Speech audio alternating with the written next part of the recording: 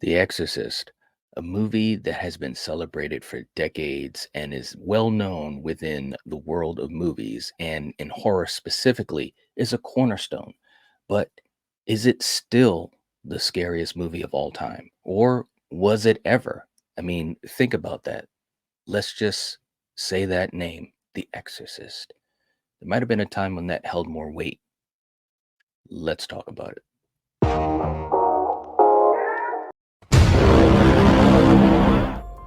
The Exorcist is from 1973, and it is a film that is directed by William Friedkin, based on a screenplay by William Peter Blatty that was based on his 1971 novel of the same name. It stars Max von Sydow, Jason Miller, Ellen Burstyn, and of course, the legendary Linda Blair. Guys, this is a movie that really needs nothing to be said about it, but I'm going to talk about it because I've never done a review for The Exorcist.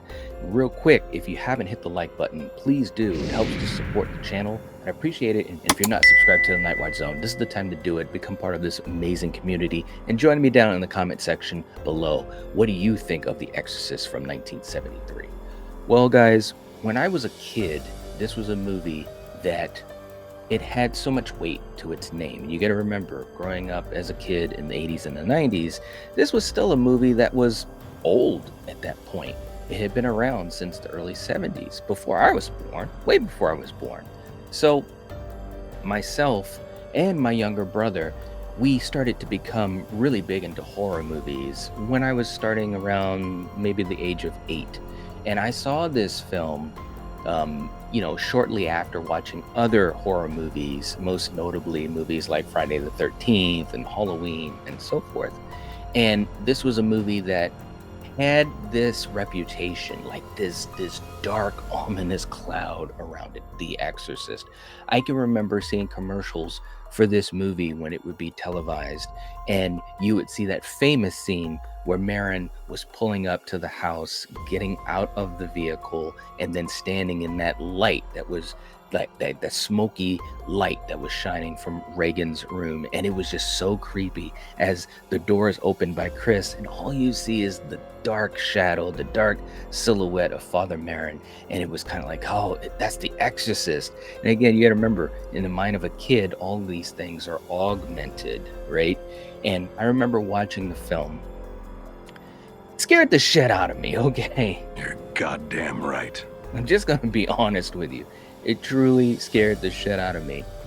The things that stood out the most, of course, were these horrible things that were happening to this young girl played by Linda Blair. She was a character that you immediately kind of latched onto, and I think that's because she just has a natural charisma. She had a natural innocence to her. The film takes its time to build her up as a character, and is just a regular young little girl.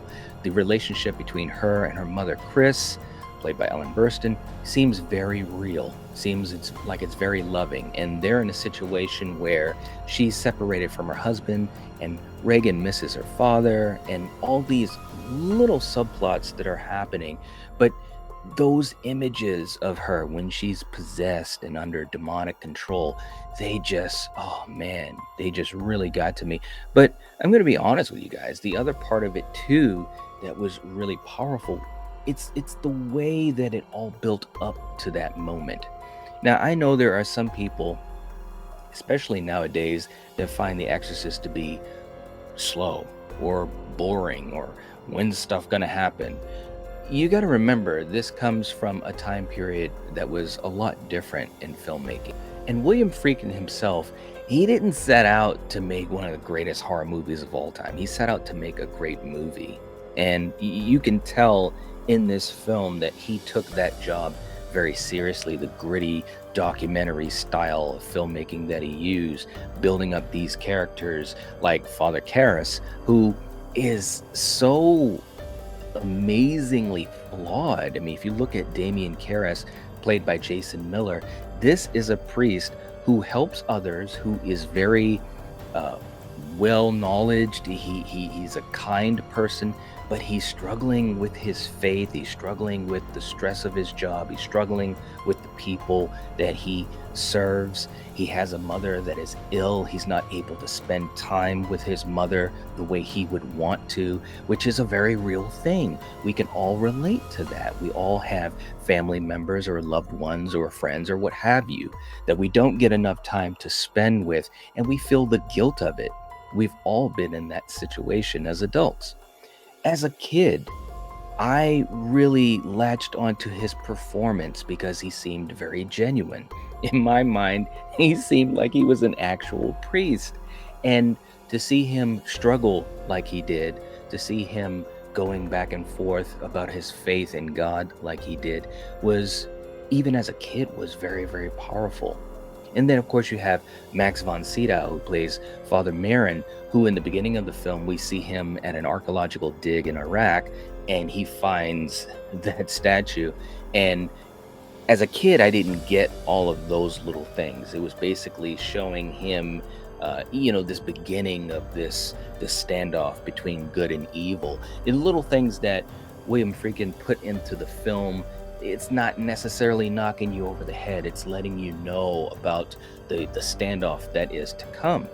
So you have these three different main characters, plot points. I'll count Chris and Reagan as one, but you've got Father Karras, you've got Father Merrin, and of course you've got Chris and Reagan. And as Reagan is starting to demonstrate these different personalities, these different traits, and being very vulgar to her mother and others and so forth, you can see that as a mother, Chris is tortured by this, and she wants to help her daughter. So she does what any of us would do with our children: take her to a doctor, and running tests and doing spinal taps and all these things. And the way that it's shot in the film, not only does it feel real, but you feel horrible for these people. You truly do, if you're actually into what's going on. And I want to get to that in a second. But the fact that this movie is following the possession of this young girl and her mother's attempt to rescue her through these doctors, and then later on an exorcism by two Catholic priests, it could have gone so wrong, especially back in 1973, right? When you get to the third act of the film, and you actually do have Father Merrin come to the house and they start the ritual, which is, of course, wow. I mean, it's at least 70% into the film.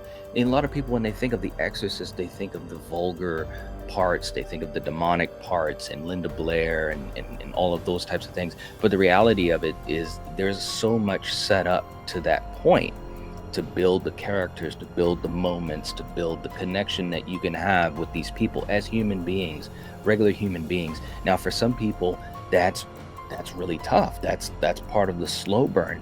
But I gotta admit, guys, even when I was a kid, and I might have seen it when I was 10 or something like that on TV, but it didn't bother me, because I was just, I don't know, I was fascinated about it. And religious beliefs aside, which I am religious, it was just a film that presented itself for you to kind of believe what you want. And William Friedkin has talked about that as well. This was a movie for people to make their own decisions of what they believe. Do you believe in the devil? And if you do believe in the devil, you probably would believe in God and so forth.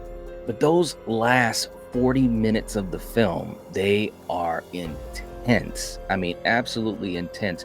And to me, I really do appreciate horror movies like that take their time to build up, and then things are just going batshit crazy in that final 25% of the film. And you have that in this movie. Now, for some people, again, is it the scariest film of all time?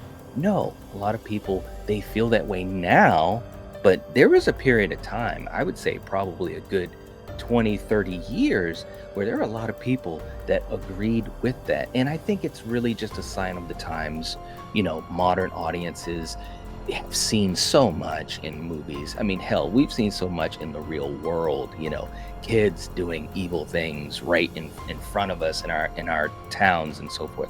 So the fact that a little bit of that mystique has worn off, to me, doesn't negate how powerful or how amazing this film is. That's just my opinion. I'm not trying to change your opinion if you're not a fan of The Exorcist. I'm just kind of giving you a background of my connection with the film and what I think about it as a film.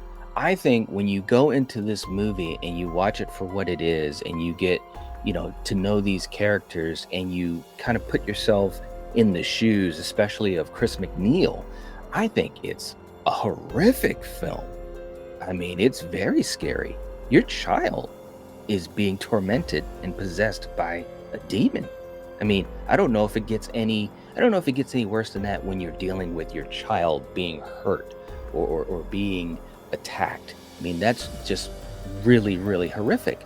But again, things are a lot different in today's horror space, and I understand those who might think, well, it's not that scary or it's overrated. Again, you guys make your own choices, but the fact of the matter is that this is a film that had a pop culture conversation that surrounded it for decades. It was the first horror film to be nominated for the Academy Award for Best Picture, and it won awards like screenplay and sound design, things like that. So again, this is a film that is probably as divisive today as it was back then, but maybe for different reasons. And I find that very, very fascinating.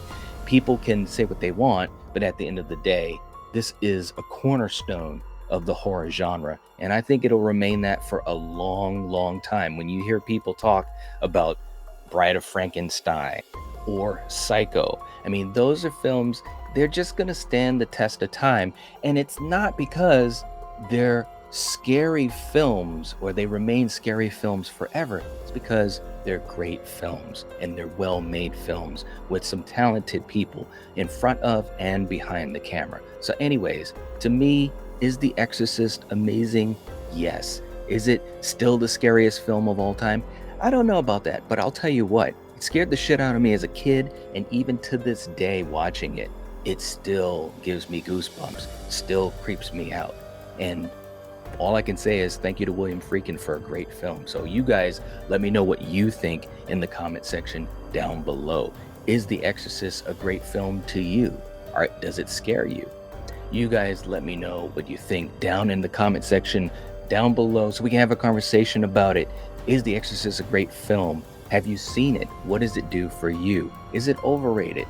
Let's talk about it. And don't forget to hit the like button and help me support the channel. I'd appreciate it. And subscribe to the Night Watch Zone. Become a part of this amazing community as we discuss films from yesterday and today. So I'll catch you guys later. If you're watching this, if you're listening to this, you are the Night Watch.